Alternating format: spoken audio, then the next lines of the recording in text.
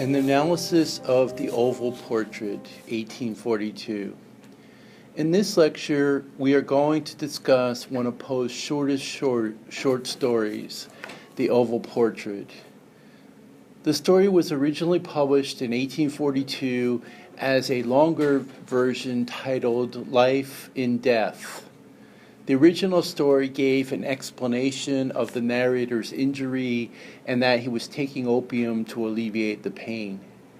In a revision that Poe published in 1845 as The Oval Portrait, he deleted the explanation and the opium usage because he decided that not only was it not necessary, but also that the opium might lead readers to think that the narrator had imagined the whole story, which is not the effect that Poe was looking for.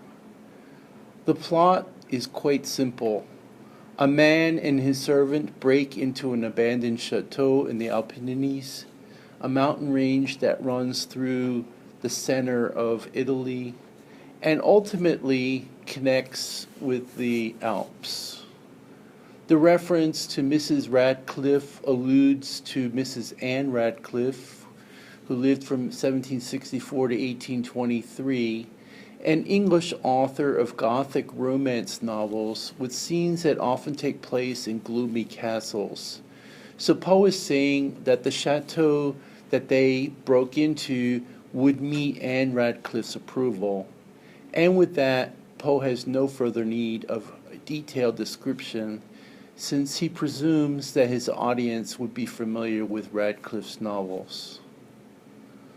The valet, Pedro, and the narrator occupy a small set of rooms in a remote turret in the castle. Why they choose such remote quarters and the smallest and least sumptuous of all the rooms available to them is anyone's guess.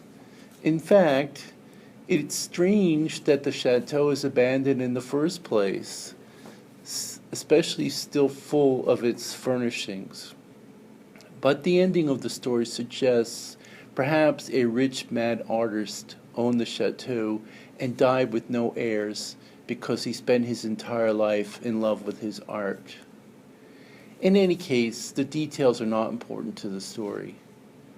What is important is that the room is full of the artist's paintings, and he even left a book on the bed that describes the history of each painting. While the narrator is trying to get better light for his reading, his moving of the candelabra brings into focus the painting of a beautiful woman.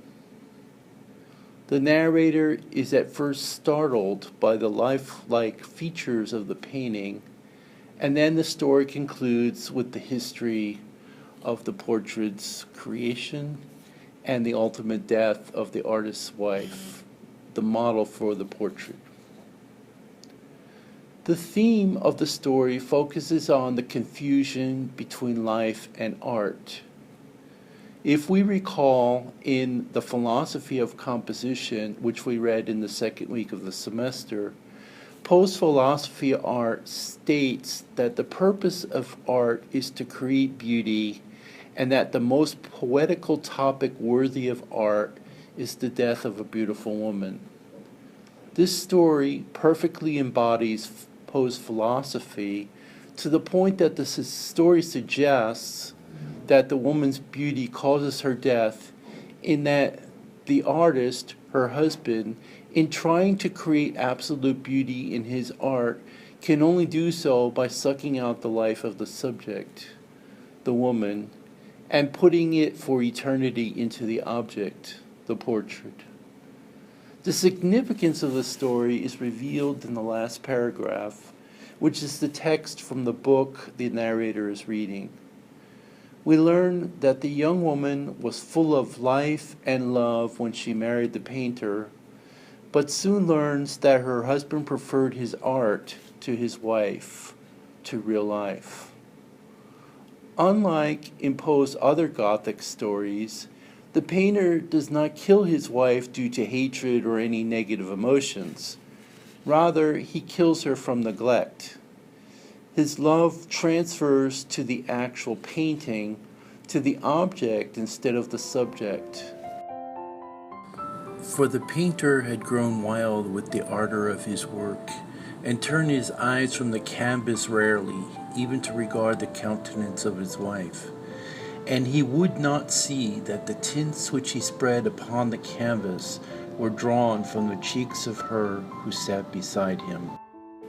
Poe strongly suggests, even says directly, that the artist is painting with the actual flesh of his wife. In other words, he's extracting the color from her, taking the life out of her as he puts more life into the portrait.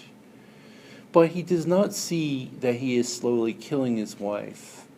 In fact, at the moment of his triumph of completing the perfect portrait of his wife, proclaiming, "This is indeed life itself," it is at that exact moment that he first realizes that his wife has died in the posing chair.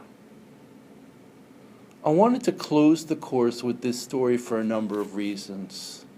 First, the story embodies most of Poe's major themes: the Gothic, egotism and narcissism, the arabesque and decor, the romantic debate between nature and art, and above all, another death of a beautiful woman.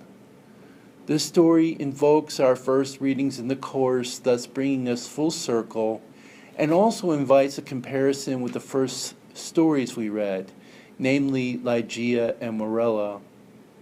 So I thought it appropriate to end where we started, with a story that I am sure most of you have never read before. Another reason I wanted to end the class with this story is that it also connects in a strong way to this week's theme of influences. Although it may only be a coincidence, Poe thought otherwise and accused Hawthorne of plagiarism. Hawthorne published The Birthmark in 1843, which some of you may have read in high school or in other literature classes. In that story, the narrator, a scientist, is married to a beautiful woman, but he becomes obsessed with her birthmark, which he thinks flaws her beauty. After much coercing and pleading, he convinces his wife to let him remove her birthmark to turn her into the perfect being. The experiment fails, and he ends up killing his wife instead. Both the oval portrait and the birthmark contain the same theme of the obsession with perfect beauty, so it's easy to see why Poe thought Hawthorne was imitating him. A definite influence, however, is on Oscar Wilde's The Picture of Dorian Gray. Wilde himself acknowledged Poe's influence on his work. In The Picture of Dorian Gray, however, Dorian's beauty is captured in the portrait, and in admiring the portrait, Dorian sells his soul with a wish that he, rather than the portrait, will remain eternally beautiful. In a twist on Poe's story, the portrait ages and gets uglier with each sin that Dorian commits.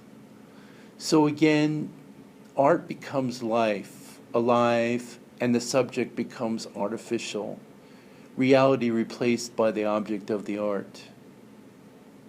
Finally, in a nod to Poe's earlier works, we see the theme of the painter and his obsession with inanimate objects in The Fall of the House of Usher.